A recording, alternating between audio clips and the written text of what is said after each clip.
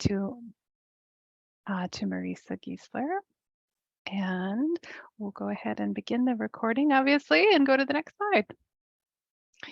All right, so as I said, this is Everyday Adulting Includes Math, so let's make room for it. Math and its programming has become a topic we actually spend a lot of time thinking about at Atlas, and particularly with Lindsay. And as we're thinking about our programming, oftentimes literacy takes all the air in the room. And so we want to make space for math because, of course, we can't get to do all the things we need to do without it. So as I said, I'm Patsy and I direct Atlas, and I am joined by Lindsay and Astrid. Yes, hello everyone. I am Lindsay Poost and I'm the Atlas Numeracy and Special Projects Coordinator. And I am happy to be with you here today. Good afternoon, everyone. I'm Astrid Leiden with the Minnesota Department of Education. I'm the Professional Development Specialist on our Adult Ed team, and really looking forward to the conversation with you all today.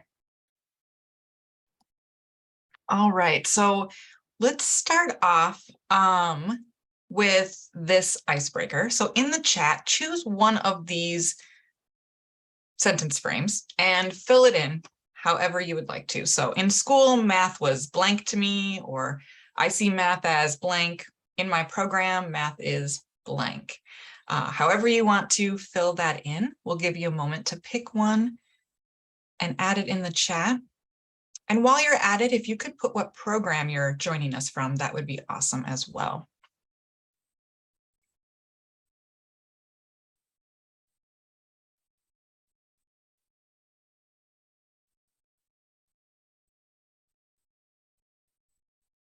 I see responses starting to come in. I'll give you another minute to think.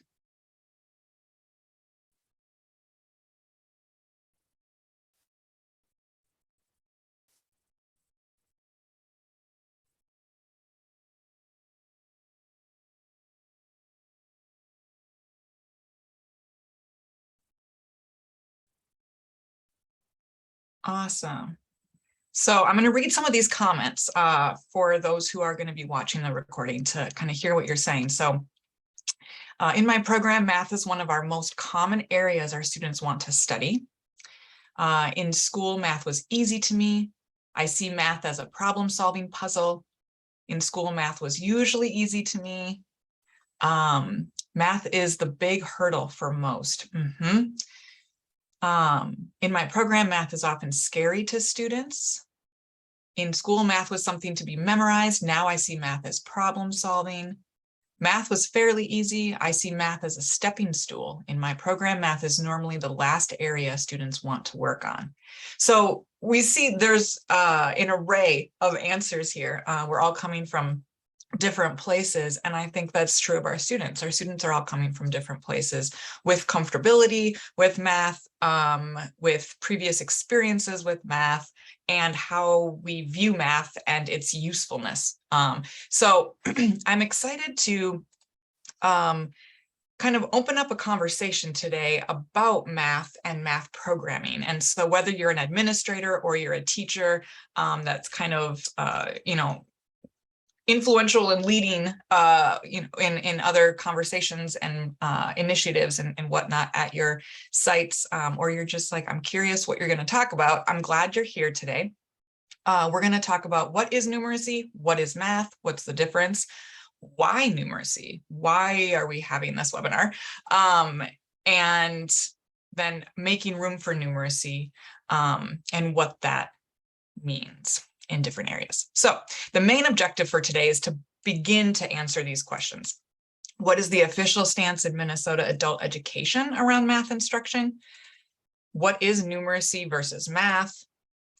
And why is it important for my learners, teachers, and program? And so we are not going to be able to answer everything, but we're going to kind of look at some pieces of where numeracy, is in everyday life, and then share some resources about how do I then start translating some of this into the classroom. And at the end, we're going to kind of gather your thoughts and questions about what you're thinking about after today's webinar, so that then we can look at those thoughts and questions you have and continue the conversation after today. So I'm going to turn it over to Astrid to talk about the Minnesota adult education stance regarding math instruction. Thanks, Lindsay. So we thought it would be good to start off with this statement that was developed a number of years ago by our Minnesota Numeracy Instruction Advisory Team, as we really were thinking deeply about what beliefs we held about the place of numeracy instruction in our Minnesota adult education programming. And so in this first piece, we acknowledge that both literacy and numeracy are critical skills for adults to fully engage in their communities. English language arts and math skills for adult basic education are defined by the CCRS. That's where we look to identify those skills. And then to further define the work of adult numeracy instruction for ABE, and with the goal of achieving equitable math instruction for adult learners, our numeracy instruction advisory team holds that. And so we have a number of key statements that we identified as being critical for math instruction in Minnesota adult ed. And I would love to bring some additional voices into our virtual room. I wonder, we do have Rebecca Strom, who's a member of that advisory team with us. Looks like she does not have a microphone today, but is someone else willing to read one or more of these statements? If you want to raise your hand, we can call on you and you can unmute.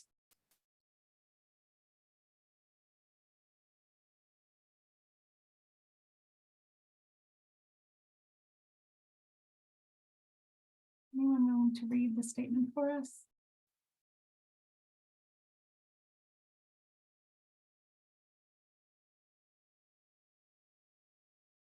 Okay, I can share then.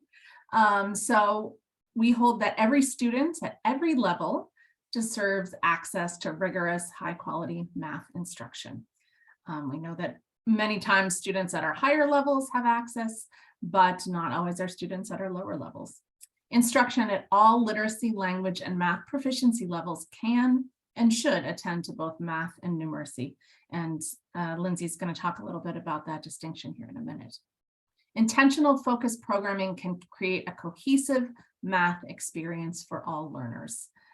Those of you who are familiar with the college and career readiness standards know that coherence is one of the key shifts that we strive for in standards aligned math instruction. So working to make sure that learners are experiencing a coherent math experience.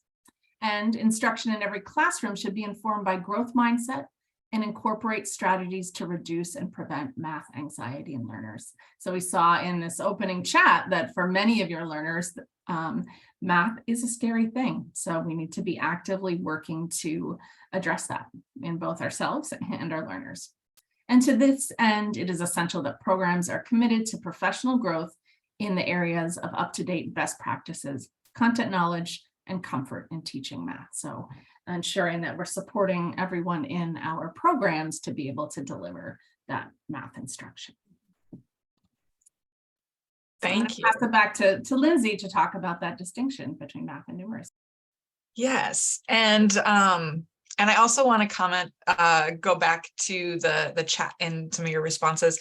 Math was easy for me as well in school, but it was only easy, similar to Astrid, like I was able to memorize and I didn't actually understand what I was doing. And so when I became a teacher in math and adult ed, math was not my favorite subject, but it was because there was so much resistance and math anxiety around the subject that it was palpable with students. And I'm sure you can all think of someone or yourself where math anxiety has visible symptoms. And so really, I became very passionate about wanting to break that down and helping students see how they know more math than they think they do because they are using it all the time and they are capable of learning more.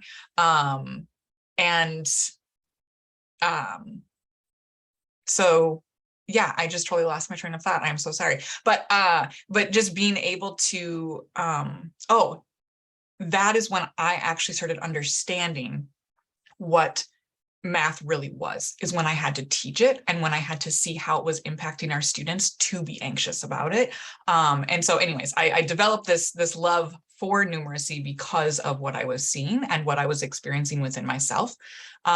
So I keep saying math, numeracy, math. Let's take a moment and just think about, like, what is the difference? There are similarities, but what is the difference between them? So we'll expand our definition of numeracy with doing a couple different exercises. The first, we are going to watch a short video on mathematics and numeracy and what's the difference. So I will press play. If you cannot hear my sound when I press play, please let me know in the chat and I will fix it. As you start in this course, you're going to find a lot of people use the words mathematics and numeracy. You need to have a very... And I encourage you, as you're listening, I would love for you to put comments in the chat like, oh, that was an interesting comment, or I have a question about that, or whatnot. Like, you can kind of interact in the chat as the 6-minute clip is going. Very clear understanding of what the difference of these two words are. You're going to find some people are going to say they're exactly the same, and numeracy is just a new word for mathematics. You're going to find other people who say, well, numeracy is about number, because they get muddled up with the NUM in number and the NUM in numeracy.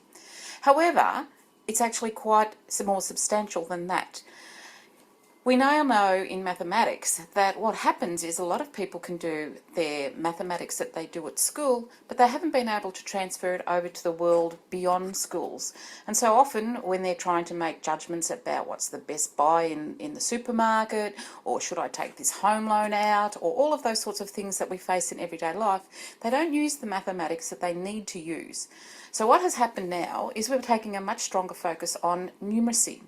But to be numerate, you also have to know the mathematics. So it's not much point being numerate if you can't add, or if you don't know what mathematics to apply, those sorts of things. So what we do now in mathematics is we have mathematics, which is about what we call the esoteric mathematics, the pure mathematics, if you like, and numeracy, which is much more the applied. The Australian Association of Maths Teachers actually talk about having a disposition to use mathematics and mathematical ideas and mathematical processes to solve everyday problems. So what you're going to find in this course and your subsequent course is we're going to use these terms a lot. So in the informatics that you're just about to have a look at, what we can see are two different ideas. One is the numeracy idea and the other is the mathematics idea. You might remember when you were at school, you did Pythagoras, you know, a squared plus b squared equals c squared. And that was how you'd find out the length of a side, because if you had a triangle that had a side that was three squares, which made a 9, and then the other side was 4 squares, which made 16, you'd have to find out the length of the hypotenuse, that long side that runs between those two angles. Now this only works, remember, for a right angle triangle. It doesn't work for all other triangles. So while you were at school, you probably had to play with a squared plus b squared equals c squared. And you never realised why you would need that other than to solve problems in school and out of your textbook. However, what we do know, and so that's mathematics, but what we do know is that if you work in the real world, in the world beyond school, builders need to know that if they're building something and they're building, say, a door frame or a window frame, they need to know that square. So they might have a square, an instrument, but they also know that they have this thing called a 3, 4, 5. And if they've got a 3, 4, 5 triangle, so one side's 3 units long, whatever that might be, the other is 4 units long, and so long as the hypotenuse is 5 units long, that corner where the 3 and the 4 meet is actually going to be very square. So many builders use that notion. So in actual fact, what they're doing is they're using Pythagoras that they learnt at school in everyday context, and using it very, very successfully. But they won't call it Pythagoras, they'll just call it a 3, 4, 5. So this is the difference between numeracy and mathematics. Now another thing that we know is that when we teach subtraction, for example, one of the biggest problems we have in maths is when we have to subtract numbers and there's zeros, internal zeros. So if you give a problem like 5.00, subtract or take away or minus, whichever word you would like to use, 1.35, a lot of people will say, oh, I don't know how to do this, and they might start to panic. So we start to put it down in laying it out in the columns. So we have, on our first line, we have 5.00, then we put our subtraction sign, and then directly underneath all of those numbers, we go through a process where the 1 is directly below the 5 and the decimal points line up, and then the 3 and then the 5. Then we have to start taking them all away. And you probably remember that process. Now we know that kids get this wrong, they will take it all away incorrectly, and they have no real understanding of what they've got to do. Hopefully, if they do a check afterwards and they add the bottom, the answer up with the 1.35, it'll add up to 5.00. However, there's a very strong disempowerment with that, but that's mathematics. So it's done in a very abstract way, and often people aren't really sure about what's going on. However, when we think about numeracy, if I say to you, here's $5, go and buy a Mars bar. Now we know the Mars bars are on special this week. It's $1.35. You can see the numbers are exactly the same. 5.00 is our $5 and 1.35 is $1.35. So what happens now? You think about how you would work that out. I bet, almost with 100% certainty, that you're probably not going to use the algorithm that we've taught you in school. You're probably going to use a strategy, something like, well, if I add 5 to it, that will make it up to 40 cents. Then I have to add another 60 cents. So that's 65 cents. So now I've got $2. So to find that out, I take away $3 from that. So it must be $3.65. And if you do that, you're probably very, very confident that you've got the right answer. So that's the difference between when we're talking about numeracy and mathematics. Often we need the mathematical ideas. We need to know what these things are that we do in mathematics. We need to have proficiency with number. We need to understand number, all of those things. But the numeracy part is applying it into contexts that make real sense for the learner. So hopefully now you've got a better idea of what the difference between numeracy and mathematics is.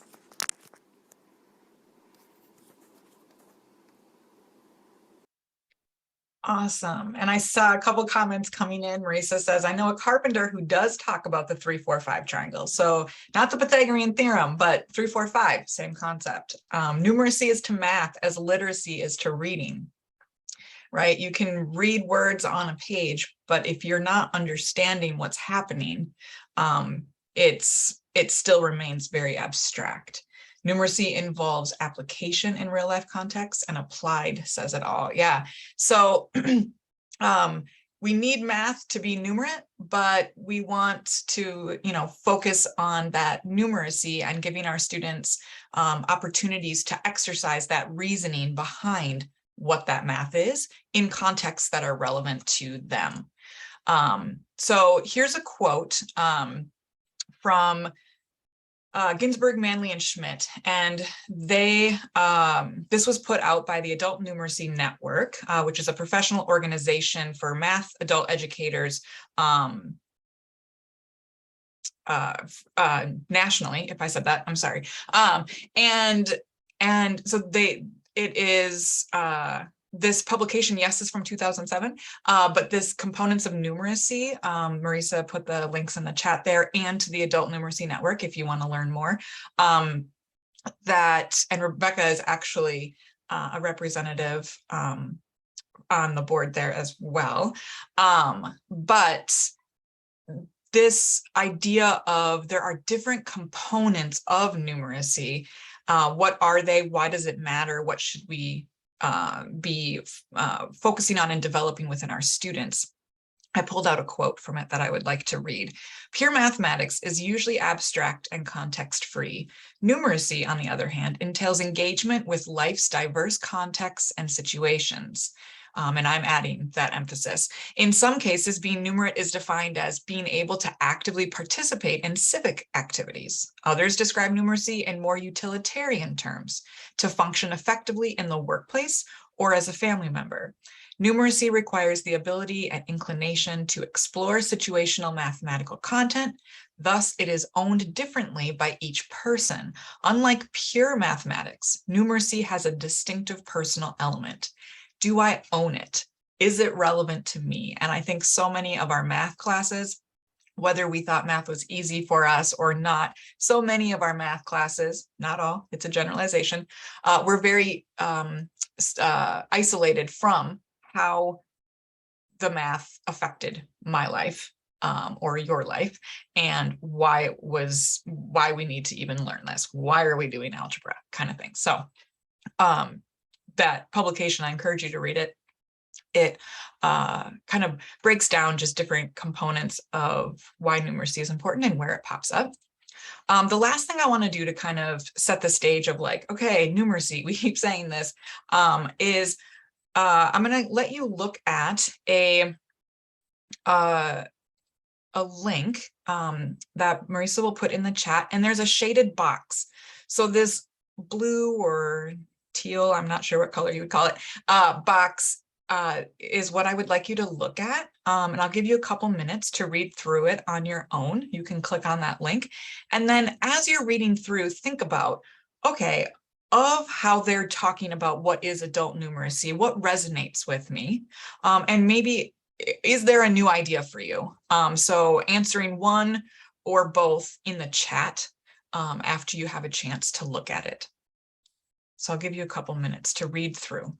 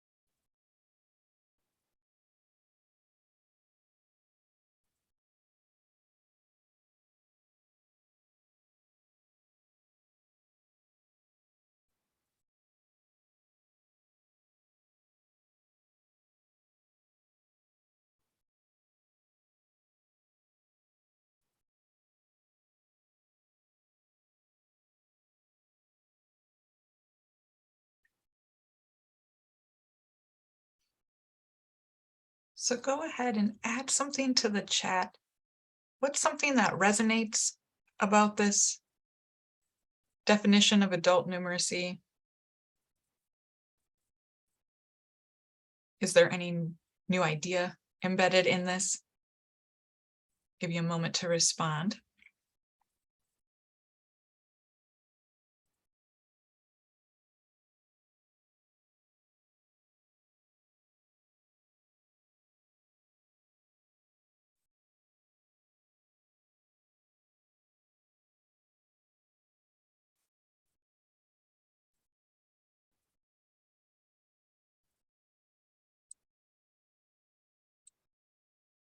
I see Laura's comment coming in. I'm holding off. I wanted to jump on it, but I'm going to let other people finish typing. Give you another minute.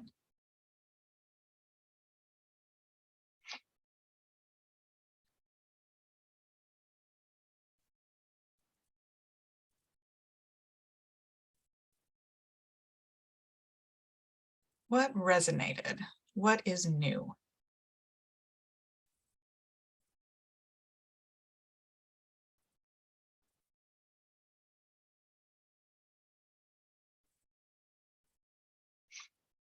This idea of an activation of a range. I also was drawn to it. So when Laura put that in, I was like, oh, but that it really is being able to be flexible, because I do have knowledge that with a range of situations that then I can take and apply and own and reason about. So Anne says it's such a comprehensive explanation. And I love that it's full of real examples that people can imagine what numeracy actually looks like in practice. Yeah, like, what do you mean by responding to information? Well, can you identify or locate? Can you act upon? Can you interpret? Can you communicate about, right? And what are these mathematical ideas? Well, quantity and number, dimension and shape, pattern and relationships, data and chance, change. So yeah, it does. It gives us more information to think about what is it, what all is entailed, what it kind of further defines that range. Interesting that it includes beliefs and attitudes, probably where the anxiety manifests itself. Yes. And another comment, I didn't expect to see beliefs and attitudes listed under requirements, but on reflection, that is a barrier often. Yes. Oh my gosh. So I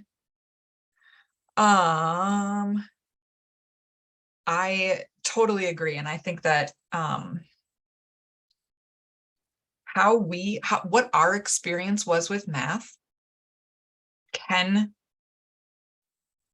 what's the word I want? It can be reflected onto, it can be projected onto students, good or bad, right? And so we do have a role in facilitating those conversations about beliefs and attitudes. If we're not comfortable with math, or if we are, or if we think it's easy and it's easy to memorize, if we aren't aware of other beliefs and attitudes that others can have around math, and we don't take time to get to know that those different beliefs, it can affect how we are presenting math and talking about numeracy and its importance and its range of complexity for different individuals to our students. So I like the idea of managing a situation by responding to information about mathematical ideas. Yeah, that responding.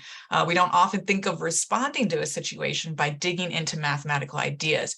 Yes, and I'm actually gonna, in just a little bit, I'm gonna share like, how are some ways that I could start doing this, engaging students with some interesting math that means something in classes, or how can I encourage my teachers to do that? What are some ideas? I'll give a couple different ideas for that, which has to do with responding to a situation.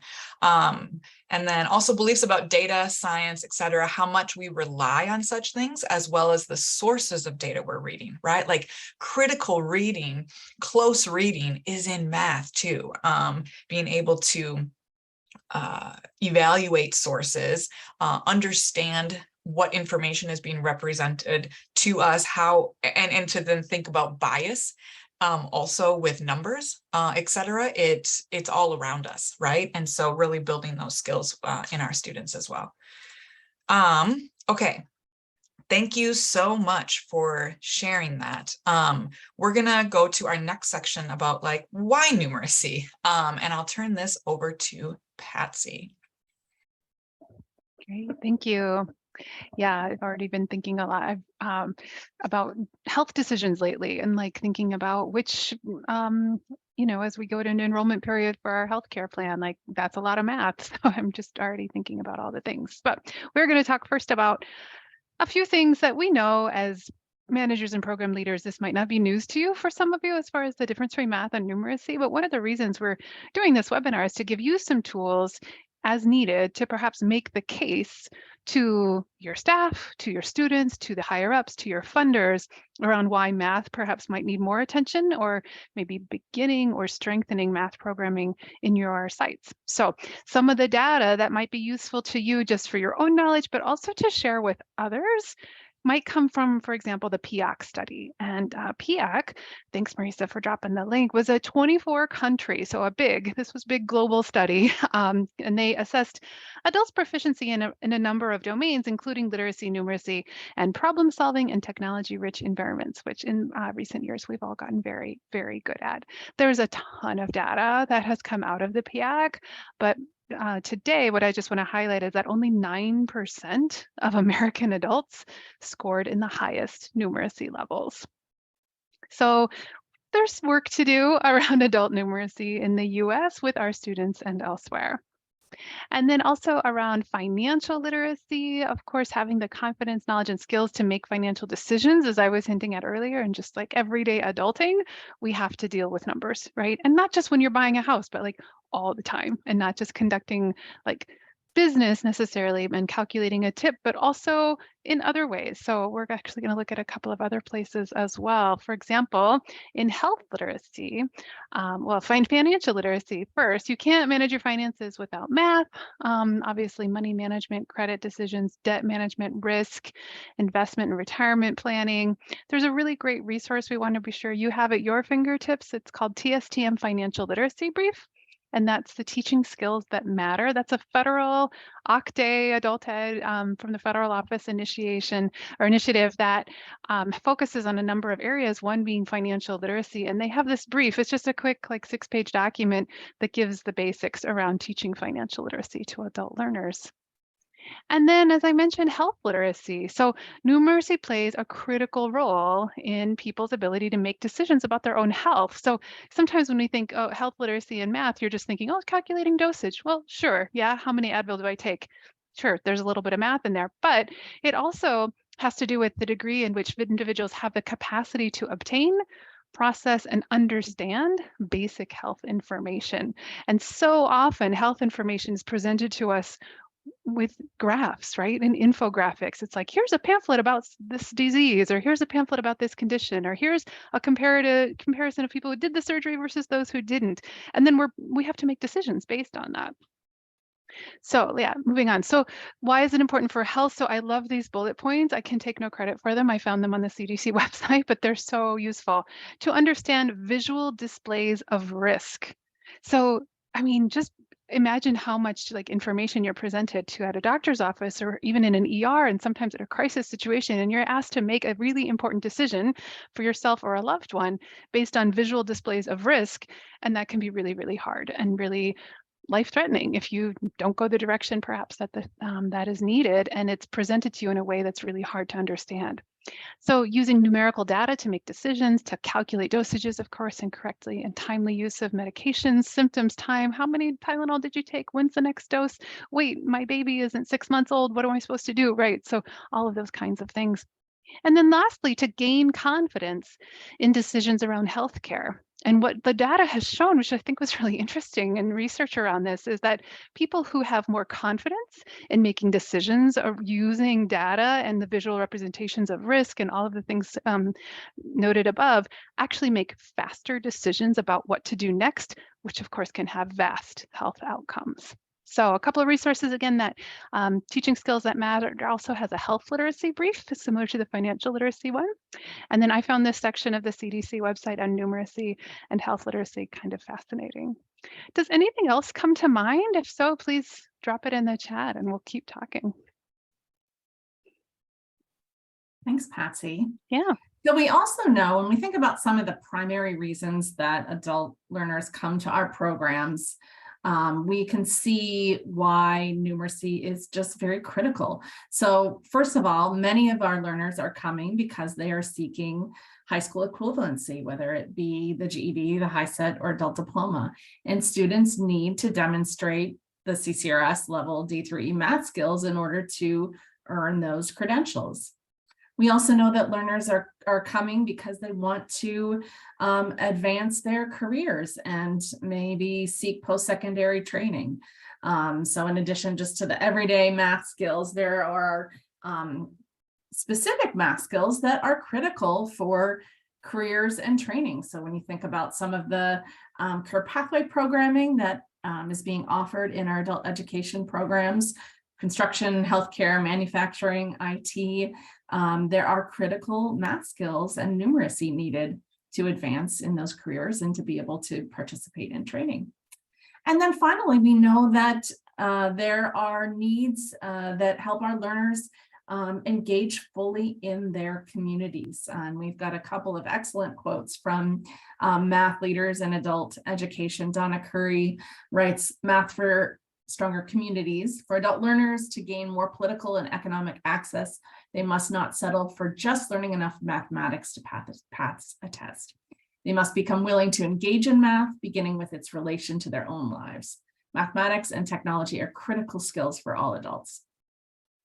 And adult education teachers, programs, and funders must be willing to take more responsibility for giving students opportunities to develop a strong foundation so that they can access more advanced math and science." And then from the Adult Numeracy Network website, we can use math to identify and impact social justice issues in our lives and our country. Our students live in the world, and by inviting them to explore what is happening around us, we allow them to bring their whole selves into our classrooms. We also give them space to make sense of the world in a learning community and show how math can be a tool in that sense making. We can learn with our students how to use math as a tool to understand, reimagine, and when necessary, change our world. So that speaks to the really powerful impact that math and numeracy can have on our learners and the way they can operate in the world. We'll turn things back to Lindsay to dig into that idea a little further. Yes, thank you so much. So the last section is talking about making room for numeracy, and then we're going to give you an opportunity to really share your thoughts with us. We have some questions we'll have you engage with, but making room for numeracy where? First of all, one of the areas in professional development. We have to make room for numeracy in professional development because I'm just going to read this quote again from Components of Numeracy that I referenced earlier. The broader definition of numeracy demands that professional development opportunities recognize the unique skills and knowledge that are required to teach numeracy, a deep understanding of the mathematics, as well as the cognitive and affective processes involved in learning it. And in this article, they dig more deeply into what do they mean by the cognitive and affective processes. Additionally, staff development for numeracy should model contextualized instruction that supports meaning making and draws out and builds upon the mathematics that is embedded in such contexts, right? That relevancy. How do I help my students make sense of this? How do I their lives? We need to professional development so staff feel comfortable being able to do this. In students' lives, making room for it, right? When numeracy is considered as the interaction among the three components, and these are the three that are outlined in this article: context, cognitive and affective, and content, there can be no debate as to its value, both for an individual's full participation in today's society and for a nation's development of its democratic potential. And that last statement I find is really bold, or that last part, like, wow, our democracy depends on it. But I was also, so professional development, making room for it in students' lives, and then in our work with students in the day-to-day. I also read this book recently called Dear Citizen Math by Kareem Ani, and he echoes that idea about how, like, this is important for our democracy. And I thought it was a really big claim because in a way, it was almost as if he's saying, like, the future of our democracy depends on this. People being able to reason and use math, and not just look at math, but look with math at different issues. And so I was a little skeptical as I was reading it. And I love math, right? But as I was reading it, I became more and more convinced. I'm like, oh my gosh, putting math in context, it really means making it very, very useful, not just talking about I'll throw myself under the bus, not just talking about milkshakes because we all know what a milkshake is, right? Like, that's not context. It's like, what am I using this for? What am I learning this for so that I can do something with it? So one more quote that I'll read from his book. Students have asked for generations why they're learning math and when they'll ever use it. This is unnecessary, even ironic. Math isn't some arbitrary collection of skills to memorize. It's a prism for looking at the world, for analyzing how it works and reimagining how it could. We can choose to redirect our democracy toward a more constructive trajectory and kindle a society committed to curiosity and respect. And mathematics can help. Mathematics is a tool that we humans have invented to explore the world around us and to think more creatively about it. And he gives many different questions and issues that if we all meaning every American, felt comfortable having conversations that we could bring in evidence for, which a lot of it could be mathematical evidence, data, etc. our conversations that what we would have, even with people that disagree with us, would be much less based on emotionalism and much more grounded in facts. And it would be easier to respectfully disagree. These are his claims, and I thought it was very compelling. Some questions. He has lots of questions in this book that are worth exploring. These are his words, worth exploring. And I pulled out a few of them to think, like, how could we bring this into our work with students? And so I just handpicked some because this doesn't have to be done in a math class. These explorations could be done in any class because there's a lot of reading, speaking, listening, language, writing that can be done along with bringing in math and learning how to read a graph, learning how to work with percents and what they mean, working with number lines, etc. So I'm going to talk about a few of these. First one, what's the fairest way for cities to raise revenue? It was really interesting that he was talking about specifically speeding tickets and how for some cities, speeding tickets can be a way of raising revenue.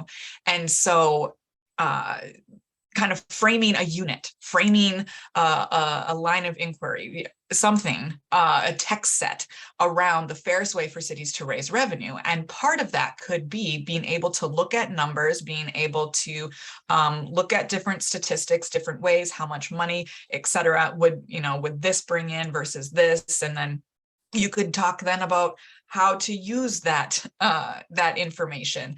Students can write about this question after they have done some exploration, some reading, some math, after they've done different things with this question, then they could write something about it and have to use some data, some numbers, or some mathematical reasoning based on what they were learning to include that in their response. All right. And so therefore, right then, math is then used to analyze a question instead of just for math's sake. Are humans innovating faster than we can keep up with the consequences? He presented a number line, and he kind of had some big innovations throughout human history on this number line, and he showed how like big innovations are getting closer and closer together. And so this idea of, wow, okay, are we innovating faster than we can keep up with? And you have distances on a number line. You could have BCE and CE. You could talk about kind of the negative and the positive and what does that mean, et cetera, right? Like with the number line and being able to use that and then distances, but really it's to help me think about this larger question. Should retailers raise the price of items in order to put them on sale? We can talk about what's the better deal, and which is awesome because it helps our students be better consumers, percents and proportions. But we could take it one step further to write an argumentative response, whether it's a paragraph or a paper or an essay about this should question. Okay, so there is a psychology around sales. Like, should then retailers raise the price of items just to mark them down? He talked a lot about JCPenney and how they marked things fairly. They did away with their everyday sales and marked things fairly, and then they ended up going bankrupt.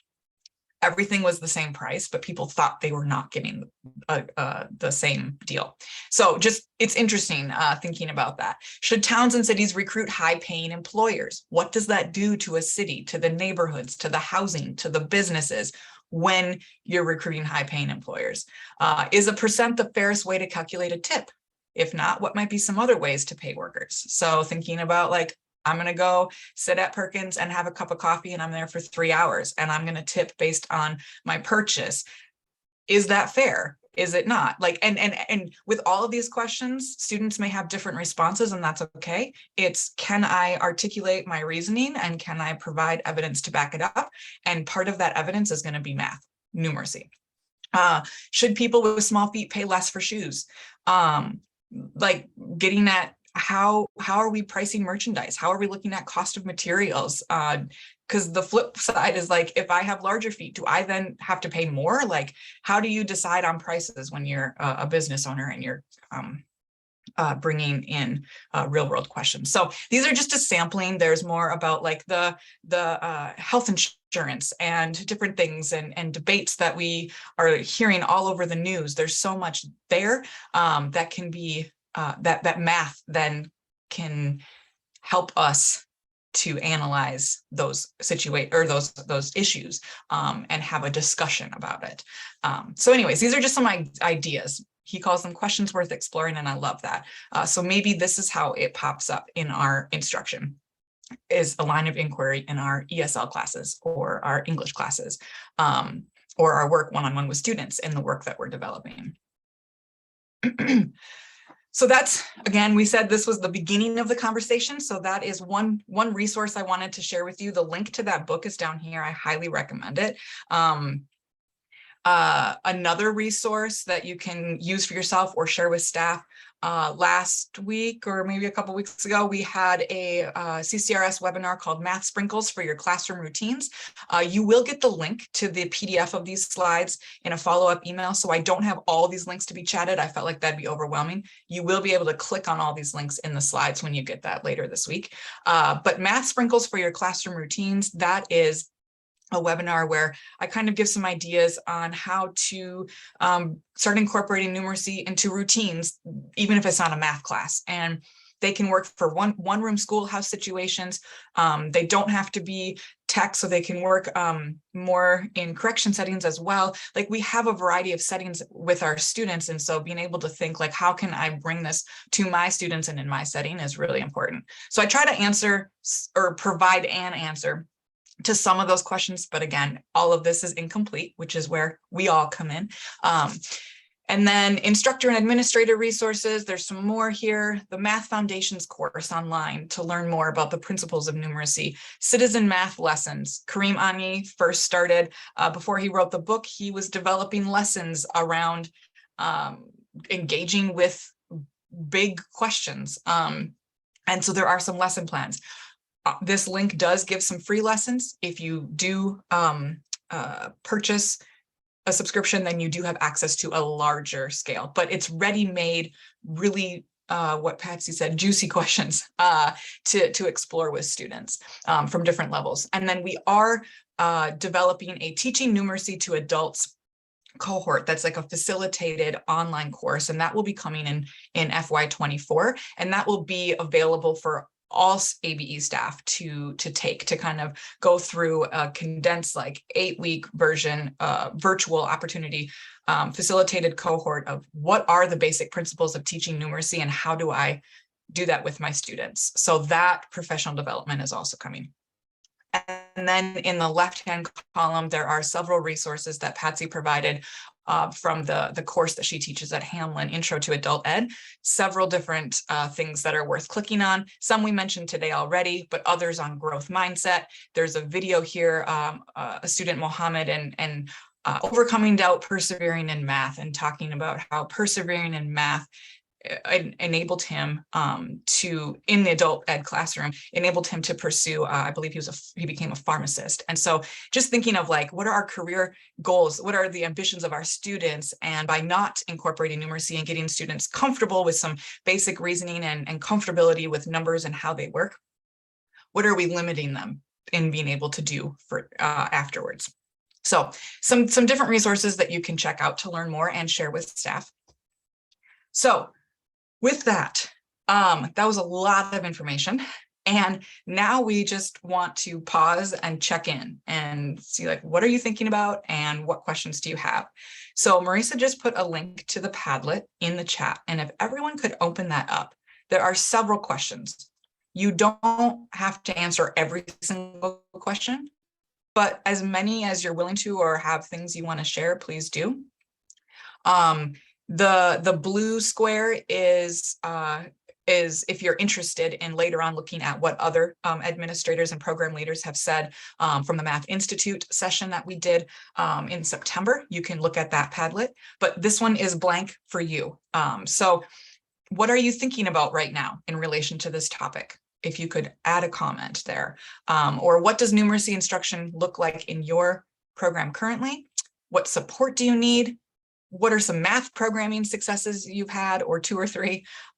What would it take for you to be able to encourage teachers to incorporate math, to build in numeracy classes in your program? How do we move from math as an elective to math as a core component of their curriculum and course offerings? And name barriers to extending math offerings in your program. So lots of questions, you can pick and choose, but we'll give you a few minutes to kind of populate this because we will use these comments to kind of keep the conversation going in the future. And if you if you don't have access to this or it's not letting you write for some reason, please let me know. I hope I got the permissions correct.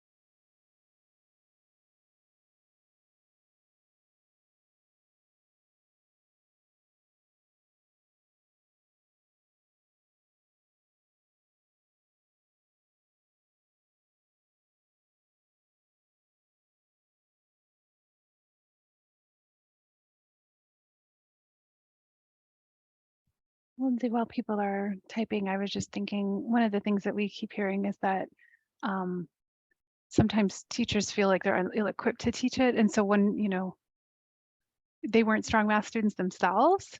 So I'm not sure where that would go in the Padlet, but if that comes up for anyone, that would be perhaps a barrier to instruction. It's like, oh, I can't teach that level of math. I didn't do well at that level myself, right? And how do we work with that reality? And we'd love to see on the Padlet what numeracy instruction looks like in your programs currently, what's happening, and what are some ways you can think we might move math from just an elective to a core component of your curriculum and course offerings. Or maybe you're thinking about math with GED, or you're thinking about math with the new HiSET, or you're wondering, what about ESL students? So let us know.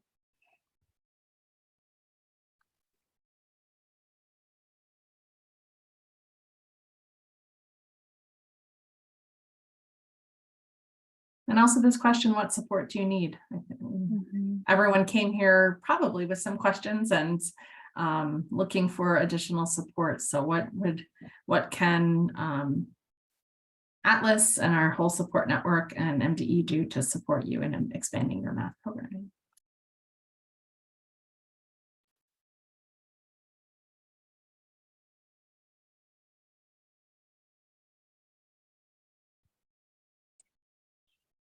I love this comment about our subtraction unit was getting a lot of board responses until I changed gears and presented it in terms of double checking pay stubs and deductions and bills. Suddenly students couldn't get enough.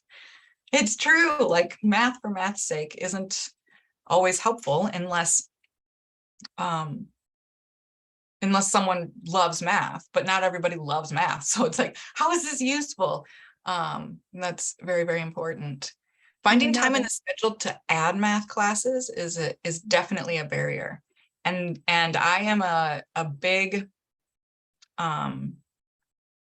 advocate for how do we embed math in current classes? Or can we bring that? Because we don't always have time to add a standalone math class. Or students don't have extra time either. Right, So. exactly.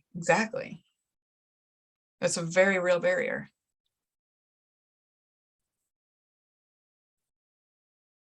I'll give you another couple minutes. And if you are at all having trouble typing on the Padlet, feel free to add your comments in the Zoom chat and we will be sure to transfer them for you.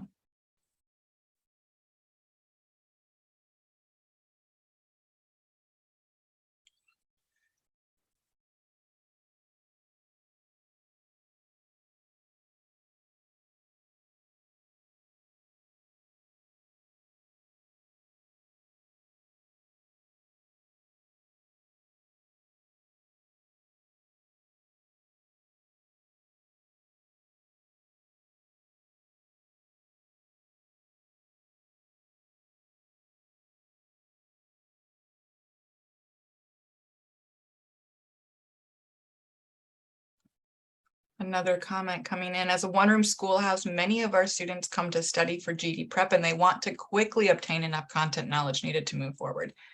Yes, I also was in the GED classroom for many years, and very real, very real. And I think, yeah, there's no easy answer to that question.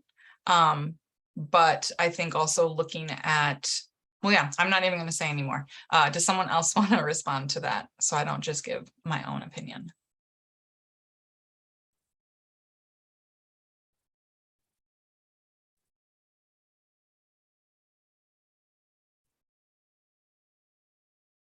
Okay, if you want to add something, please do. This is my opinion. But some of our students, I think, come in, they need to brush up and they need to have that certificate, that GED diploma, that whatever it might be, within a month to keep employment, right? Like that working with that student could look very different than, can we start embedding numeracy with our students in our ESL classes? Can we start building it in our incorporating it in our citizenship classes? Can we bring it into other, even digital literacy? Like, how can we incorporate numeracy in different ways so that students in any class, whether they're trying to be in a math class or not, are getting access to it, because it does open up doors.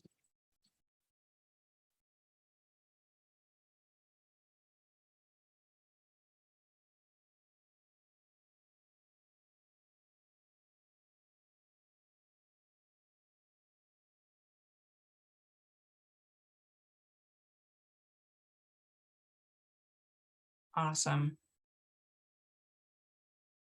And Marisa says in the chat, even incorporating numeracy and math into other areas of the GED. Yeah, having only standalone classes is an equity issue, Rebecca says. If students aren't able to attend, they get no math. And I think that that's an important piece to look at as well. I